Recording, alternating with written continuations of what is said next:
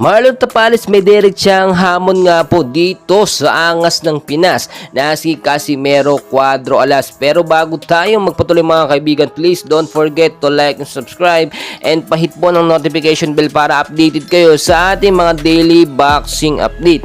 Matapos nga pong magbuhat ng sariling bangko itong si Casimero Cuadro Alas at lait-laitin lamang itong si Marlon Tapales ay tila nariltok ito ni Tapales. Sila na nga lang daw po ang magharap at maglaban para mapatunayan kung sino ang magaling. Sinabi kasi mismo ni Casimero Angas ng Pinas na ginawa lang daw pong tune-up game ni Naoya Inoue ang kanilang undisputed fight, which is talagang nanliit lalo itong si Marlon Tapales. Alam naman natin at napanood natin yung live na laban nila at di hamak naman na nakita natin maraming mga bashers na nagsasabing hindi nga daw lumalaban itong si Marlon Tapales at puro depensa lamang. Kaya tuloy nang mapanood dito ng harap-harapan itong angas ng Pinas na si Casimero ay sinabi niyang tila walang ginawang maayos na laban itong si Marlon Tapales dito nga po kay Naoya Inoue. Mas magaling mas maganda pa nga daw ang naging laban itong si Nonito Donaire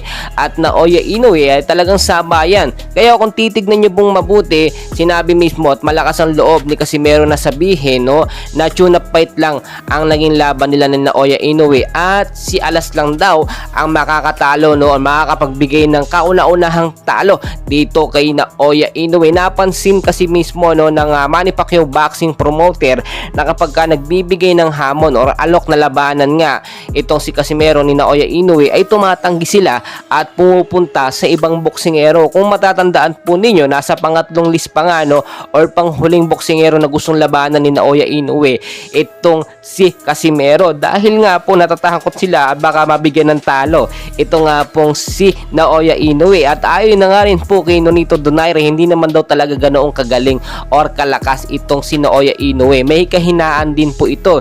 Yun din po ang sinabi ni Marlon Tapales mahina rin naman may mga weak point itong si Naoya Inoue, which is kapag ka nakakalaban nga po ni Casimero Cuadro Alas ay matatalo niya, posibleng matalo niya talaga. Hindi naman talaga ganoong kalakas itong si Inoue.